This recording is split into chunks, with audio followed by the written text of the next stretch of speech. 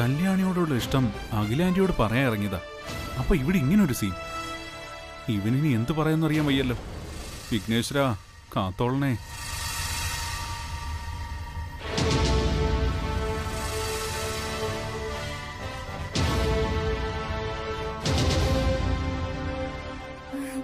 ആനന്ദേ, നീ പറഞ്ഞാ തീരുന്ന പ്രശ്നമല്ലേ ഉള്ളൂ ഇവിടെ.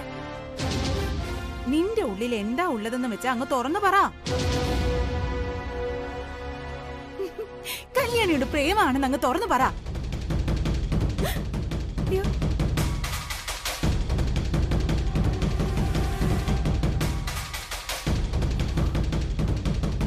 അൻപത് ജോഡികളുടെ കല്യാണം കഴിഞ്ഞിട്ടല്ലേ എന്റെയും ഗംഗയുടെയും കല്യാണം?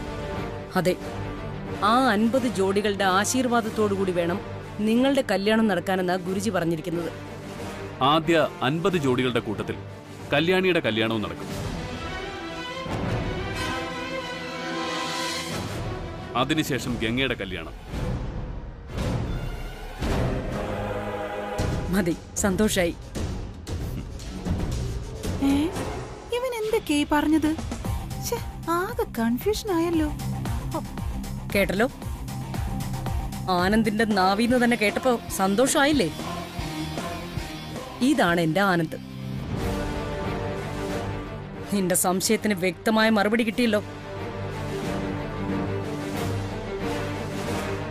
ആനന്ദിന്റെ മനസ്സിൽ നീ വിചാരിച്ചതുപോലൊന്നും ഇല്ലാന്ന് മനസ്സിലാക്കാൻ ഇനി വേറെ തെളിവും വിസ്താരവും ഒന്നും വേണ്ടല്ലോ. വേണ്ട ആന്റി.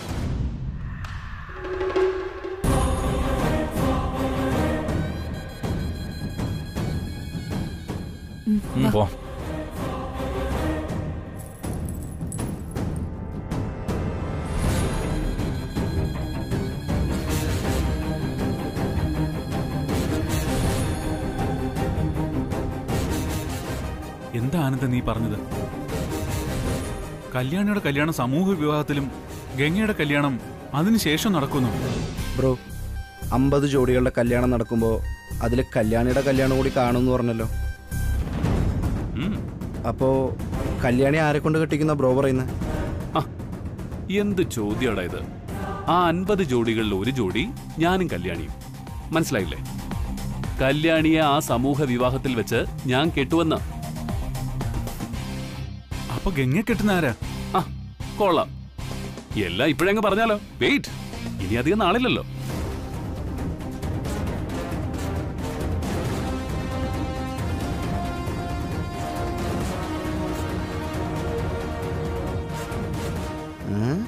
നമ്മുടെ അടുത്ത് സസ്പെൻസാ. സുബണ്ണം വാ.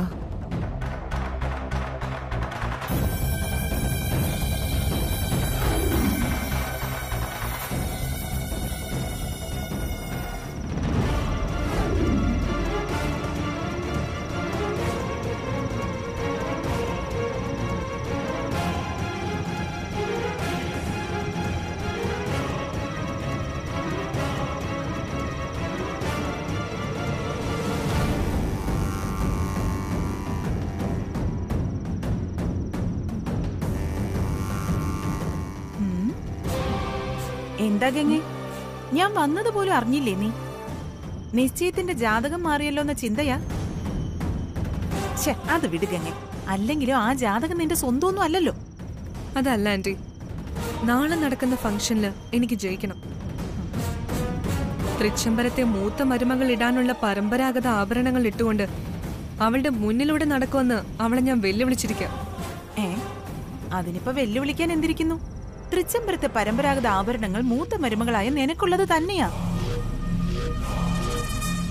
പക്ഷേ ഒരു കാര്യം നീ ഓർക്കണം, അവസാന നിമിഷത്തിൽ എല്ലാവരും നോക്കി നിൽക്കെ ജാതകം മാറ്റിയവനാ ആനന്ദ്. അവസാന സെക്കൻഡുകളിൽ കൂടി അവൻ കളി ജയിക്കാതെ നോക്കണം.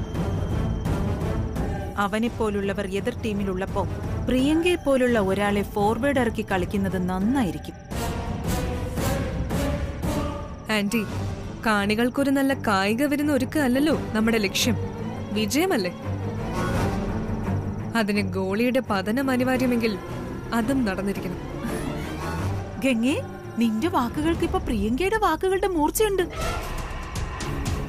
പക്ഷെ ഈടില്ല. ആന്റി അറിഞ്ഞില്ലേ, ആനന്ദന്റെ ബയോഡേറ്റ തപ്പി ഇറങ്ങിയിട്ടുണ്ട്. ഓഹോ, കഥയുടെ പോക്ക് അങ്ങനെയാണെങ്കിൽ കരുതിയിരിക്കണം. ക്ലൈമാക്സ് ചിലപ്പോ നമ്മൾ പ്രതീക്ഷിക്കുന്നതിന് വിപരീതമായിരിക്കും. നീ വാ.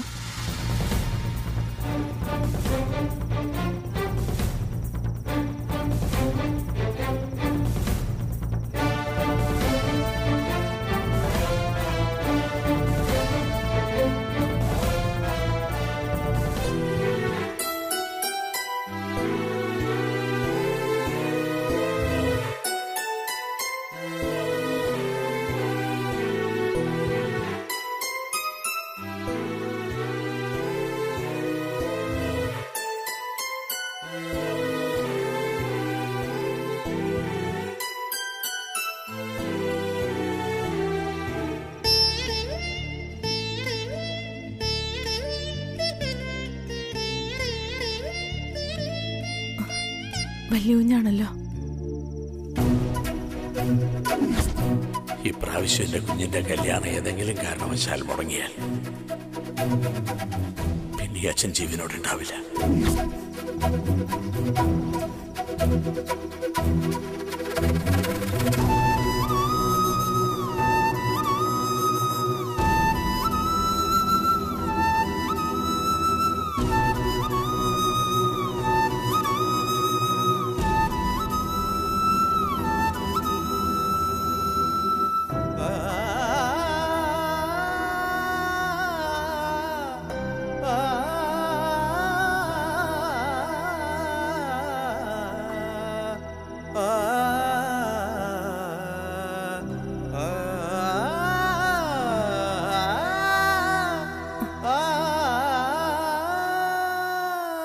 നീ എന്താ ടോർച്ചടിച്ചിട്ടും പുറത്തേക്ക് വരാത്തത്?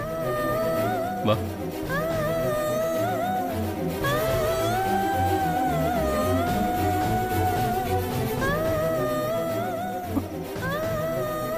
അച്ഛനെ ഓർത്തപ്പോ എനിക്ക് വരാൻ കഴിഞ്ഞില്ല വലിയ കുഞ്ഞെ. അച്ഛനെ ഓർത്തപ്പോ വരാൻ കഴിഞ്ഞില്ലെന്നോ?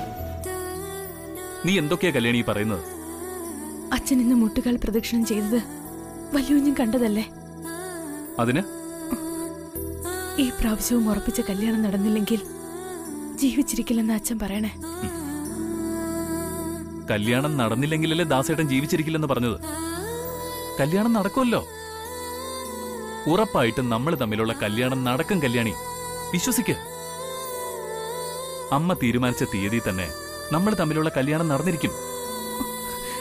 എങ്ങനെ നടക്കുന്ന വലിയ പറയണേ? മാഡവും അച്ഛനും അതിന് സമ്മതിക്കില്ല വലിയ കുഞ്ഞെ. എനിക്കൊരു വിശ്വാസമില്ല. നോക്ക് കല്യാണി, ആദ്യം നടക്കുമെന്ന് നമ്മൾ വിശ്വസിക്കണം. പിന്നെ ഗംഗ പരമ്പരാഗത ആഭരണങ്ങൾ അണിയുമെന്ന് നിന്നെ വെല്ലുവിളിച്ചില്ലേ? ആ വെല്ലുവിളിയിൽ അവള് തോൽക്കും. അത് നാളെ അണിയാൻ പോകുന്നത് ഗംഗയല്ല, നീയാ. വിശ്വസിക്കാം നിനക്ക്. അതെങ്ങനെ നടക്കാനാ വലിയ കുഞ്ഞെ? നടക്കും. നിശ്ചയത്തിൽ നിന്റെയും എന്റെയും ജാതക മാറ്റൽ നടന്നതുപോലെ ഇത് നടക്കും. ശരി, ഇനി ദാസേട്ടൻ കാണണ്ട, നീ കിടന്നോ. ചെല്ലേ.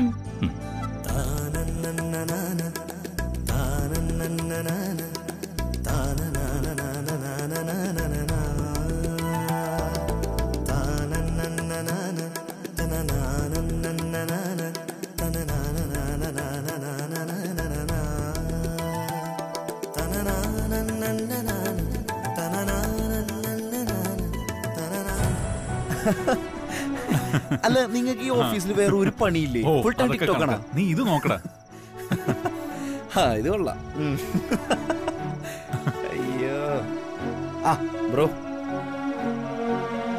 എന്തു പറ്റി ബ്രോ? ആകെ ഒരു ഡൾ മൂഡ്. എന്തു പറ്റി മച്ചു? നമ്മൾ വിചാരിച്ച പോലെ നിശ്ചയം നടന്നില്ലേ? പിന്നെന്തിനാ ഈ ടെൻഷൻ? ഒന്ന് കഴിയുമ്പോ മറ്റൊന്ന്. ആ ഗംഗ കല്യാണിയെ വീണ്ടും വെല്ലുവിളിച്ചിരിക്കുക. ഒരു കാരണവശാലും ഈ വെല്ലുവിളിയിൽ അവൾ ജയിക്കരുത്. അതെങ്ങനെയാണെന്നാണ് ഞാനിപ്പോ ചിന്തിക്കുന്നത്. അല്ല, ഗംഗ വെല്ലുവിളിച്ചെന്നോ? എന്ത് വെല്ലുവിളി? വിവാഹ നിശ്ചയം നീ വിചാരിച്ചതുപോലെ നടന്നെന്ന് കരുതി അഹങ്കരിക്കേണ്ടെന്നും നാളെ തൃച്ചംബരത്തെ മൂത്ത മരുമകൾ അണിയാനുള്ള പരമ്പരാഗത ആഭരണങ്ങൾ ഞാൻ അണിഞ്ഞുകൊണ്ട് തൃച്ചംബരത്തെ മൂത്ത മരുമകൾ ആരാണെന്ന് കാണിച്ചു തരാമെന്നും പറഞ്ഞ അവള് കല്യാണിയെ വെല്ലുവിളിച്ചിരിക്കുന്നത്. ഓഹോ, ഇവക്കിത് എന്തിന്റെ കേടാ? വെല്ലുവിളിക്കാനായി മാത്രം വന്ന് കയറിയ പോലെ ഉണ്ടല്ലോ. എന്നാ ഏതെങ്കിലും വെല്ലുവിളി ജയിച്ചിട്ടുണ്ടോ? അതുമില്ല. ഇതിങ്ങനെ വിട്ടുകൊടുക്കാൻ പാടില്ല ബ്രോ. അതെ, ആ പരമ്പരാഗത ആഭരണങ്ങൾ ഗംഗയുടെ കഴുത്തിൽ വീഴാൻ പാടില്ല. ഗംഗയുടെ കൺമുന്നിൽ വെച്ച് അത് കല്യാണി അണിഞ്ഞു നടക്കണം. അത് കണ്ട് അവള് തകരണം. ബ്രോ, ആ വെല്ലുവിളി ഗംഗ ജയിക്കാതിരിക്കണമെങ്കിൽ ആ പരമ്പരാഗത ആഭരണങ്ങള് കല്യാണിയുടെ കഴുത്തിൽ വീഴണം. അതെങ്ങനെ പറ്റും? പറ്റും. എങ്ങനെ? മുമ്പ് ആ പരമ്പരാഗത ആഭരണങ്ങൾ കല്യാണി അണിഞ്ഞ് ഫോട്ടോ എടുത്തത് ഓർമ്മയില്ല.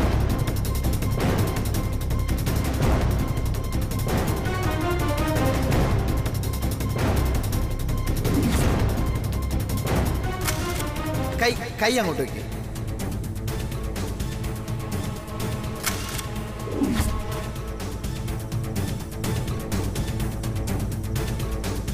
അന്ന് ബ്രാൻഡ് അംബാസിഡറിന് വേണ്ടി ഡൊണാൾഡ് ആവശ്യപ്പെട്ടിട്ടാണ് ഫോട്ടോ എടുത്തയച്ചത്. അതോർമ്മയുണ്ട് എനിക്ക്. അമ്മയ്ക്ക് അന്നും അതത്ര വലിയ താല്പര്യം ഇല്ലായിരുന്നു. യെസ്, അതേ ടെക്നിക്ക് തന്നെയാ ഇപ്പോഴും അപ്ലൈ ചെയ്യാൻ പോകുന്നത്. അതെങ്ങനെ ബ്രോ? ഏതെങ്കിലും NRI ആയ ഒരാളെ അറേഞ്ച് ചെയ്ത് അവിടെ നിന്ന് ഫോൺ വിളിപ്പിക്കണം. പുതിയ ബ്രാൻഡ് അംബാസിഡർ കല്യാണിയെ വേറൊരു ഗെറ്റപ്പിൽ പരമ്പരാഗത ആഭരണങ്ങൾ അണിയിച്ച് ഫോട്ടോ എടുത്ത് അയക്കാൻ പറയിക്കണം. ബിസിനസ് കാര്യം ആയതുകൊണ്ട് അമ്മ തടസ്സം പറയാൻ വഴിയില്ല. Super idea. ഇതിൽ ആന്റി വീഴും. ഇതോടാ ഗംഗയുടെ വെല്ലുവിളി അങ്ങോട്ട് തീരും. ജയിക്കാൻ വാശി വേണം, പക്ഷെ വാശി ജയിക്കണം എന്നുള്ള ഗംഗയുടെ പിടിവാശി ഇതോടെ തീരണം. അപ്പൊ ഓക്കെ, നാളെ NRI സെറ്റ് ചെയ്ത് സമയത്ത് ഫോൺ വിളിപ്പിക്കേണ്ടത് നിന്റെ ഉത്തരവാദിത്വം. ഏറ്റു. എല്ലാം ഓക്കെ, പക്ഷെ എനിക്കൊരു സംശയം. എന്ത് സംശയം? നാളെ ഫംഗ്ഷൻ വീടിനകത്ത് വെച്ചല്ലേ നടക്കുന്നേ? അതെ. അല്ല ബ്രോ, കല്യാണിക്ക് അകത്തേക്ക് വരാൻ വിലക്കല്ലേ? പിന്നെ എങ്ങനെയാ കല്യാണി ആഭരണങ്ങൾ ഇടിക്കാൻ പറ്റുന്നേ? ഓ, അതൊരു പ്രശ്നമാണല്ലോ.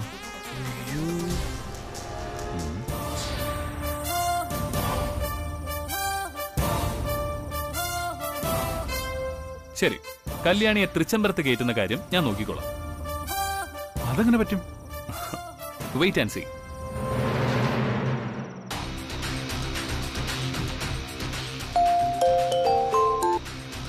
ഹലോ,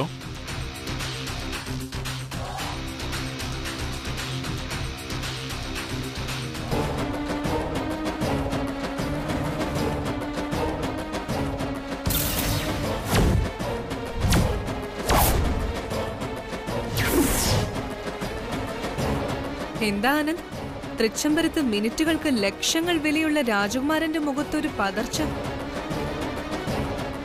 ഭയം തോന്നി തുടങ്ങിയോ? അതോ നാളെ എതിരാളി ജയിക്കുമെന്നോർത്തുള്ള ആത്മനിന്ദയോ? നാളെ നീ ജയിച്ചാലല്ലേ എനിക്ക് ആത്മനിന്ദ തോന്നേണ്ട കാര്യമുള്ളൂ. നീ ജയിക്കില്ല. നിന്ന് ചിലക്കാതെ വഴി മറടി.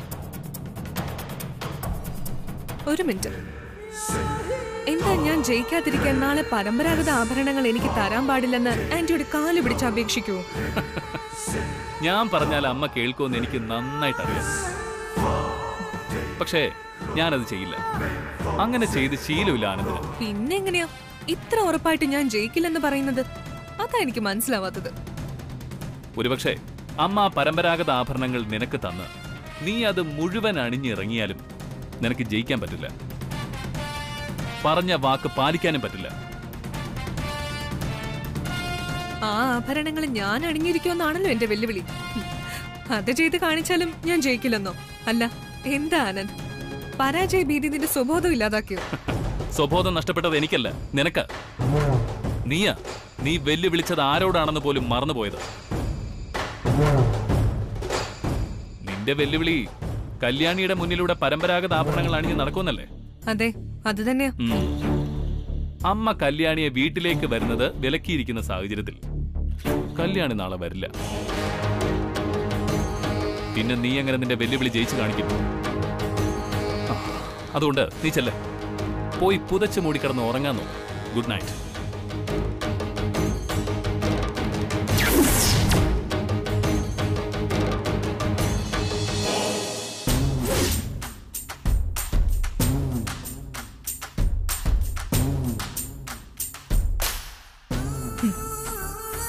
ഞാൻ ഈ വെല്ലുവിളി ജയിക്കണമെങ്കിൽ കല്യാണി നാളെ ഇവിടെ വന്നേ പറ്റൂ.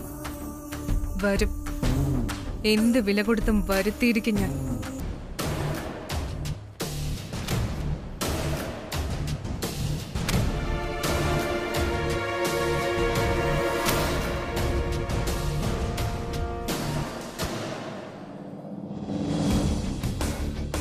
എന്ത് വില കൊടുത്തും ആ അടുക്കളക്കാരി അവിടെ വരുത്തിയേ പറ്റൂ. വരുത്തും ഞാൻ അവിടെ. ആന്റി. ആ ഗംഗയോ ഇരിക്കും മോളെ. Thanks anti.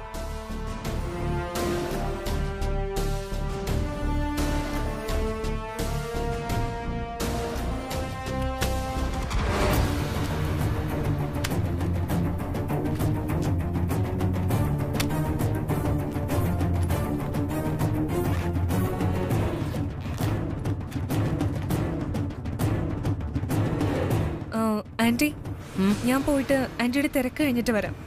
എന്താ, നിനക്ക് എന്നോട് എന്തെങ്കിലും പ്രത്യേകിച്ച് പറയാനുണ്ടോ? അതെ ആന്റി, നാളെ നടക്കുന്ന ഫംഗ്ഷനെ കുറിച്ച് ഡിസ്കസ് ചെയ്യാനാ വന്നത്. ശരി, എന്താ എന്റെ മരുമകൾക്ക് ഡിസ്കസ് ചെയ്യാനുള്ളത്? നാളെ നടക്കുന്ന മ്യൂസിക് ഫംഗ്ഷനില് ഡാൻസും കൂടി ചേർത്തിരുന്നെങ്കിൽ നന്നായിരുന്നു. അല്ല ആന്റി, മുംബൈയിലൊക്കെ ഇതുപോലുള്ള ഫംഗ്ഷന് ഡാൻസ് ഉൾപ്പെടുത്താറുണ്ട്. ഓ ശരി, ഡാൻസ് എങ്കിൽ ഡാൻസ്. ഇനി അതിനായിട്ടൊരു കുറവും വരുത്തണ്ട. അല്ല, ആരാ ഡാൻസ് കളിക്കാൻ പോകുന്നത്? ഞാൻ തന്നെ. ഓ ഓക്കെ ഓക്കെ. അയ്യോ ആന്റി, ഒരു കാര്യം കൂടി. ഞാൻ മാത്രം ഡാൻസ് കളിച്ചാൽ ശരിയാവില്ല. ആ അത് ശരിയാ. ഒരു കാര്യം ചെയ്, നന്ദന ഡാൻസ് ചെയ്യുമല്ലോ, രണ്ടുപേരും കൂടി ചേർന്ന് കളിക്ക്. കൊള്ളാം. ഈ കല്യാണത്തിന്റെ പൂർണ്ണ ചുമതല ആന്റി നന്ദനയല്ലേ ഏൽപ്പിച്ചിരിക്കുന്നത്. അതുകൊണ്ട് കല്യാണം വരെ നന്ദന ഇനി ഒരു കാര്യത്തിനും വിളിച്ചാൽ ശരിയാവില്ല. അങ്ങനെയാണെങ്കിൽ ജയന്തിയെ കൂട്ടിക്കോ. ആ സുഖമായി. എന്നിട്ട് വേണം എന്റെ ഡാൻസ് കൂടി തെറ്റിക്കാൻ. ആന്റി, ഞാൻ കല്യാണിയെ വിളിച്ചോട്ടെ?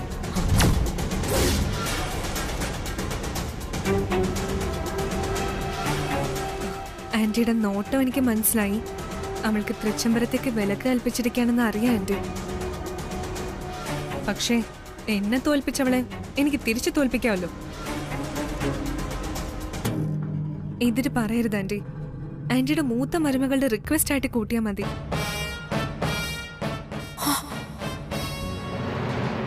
ഭഗവാനെ, ഇത് കല്യാണിയുടെ ജാതകമാണല്ലോ. ഗുരുജി, കല്യാണി കാരണം ഈ കല്യാണത്തിന് തടസ്സം ഉണ്ടാവുമെന്നാണോ അങ്ങ് പറയുന്നത്? അതെ, എല്ലാ ജാതകങ്ങളും പരിശോധിച്ചപ്പോ ഈ ജാതകക്കാരി അല്പമൊന്ന് അകന്നു നിൽക്കുന്നത് കൊള്ളാമെന്ന് തോന്നി. അത്രേ ഉള്ളൂ.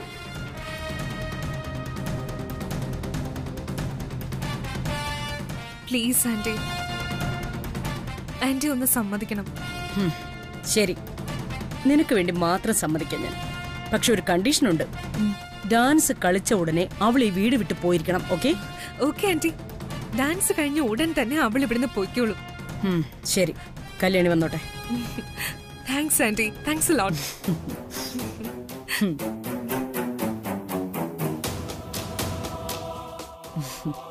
ആ സ്റ്റെല്ല. ആ മാഡം. ഔട്ട് ഹൗസിൽ ചെന്ന് കല്യാണിയോട് നാളെ ഫംഗ്ഷന് ഡാൻസ് കളിക്കാൻ വരാൻ പറയണം. ശരി മാഡം. ആ, ഞാൻ പറഞ്ഞയച്ചതാണെന്ന് പറയണം, എന്നാലേ കല്യാണി വരൂ. ശരി മാഡം.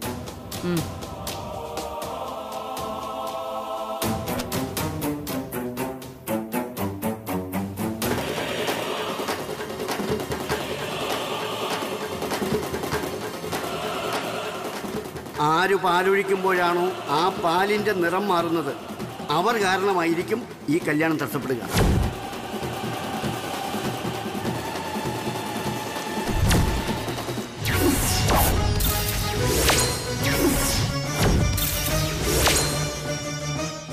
കല്യാണി, നീ ഈ നിമിഷം തന്നെ ഈ വീട് വിട്ട് പുറത്തു പോണം. കല്യാണി പറഞ്ഞത് കേട്ടില്ലേ? പോകാൻ.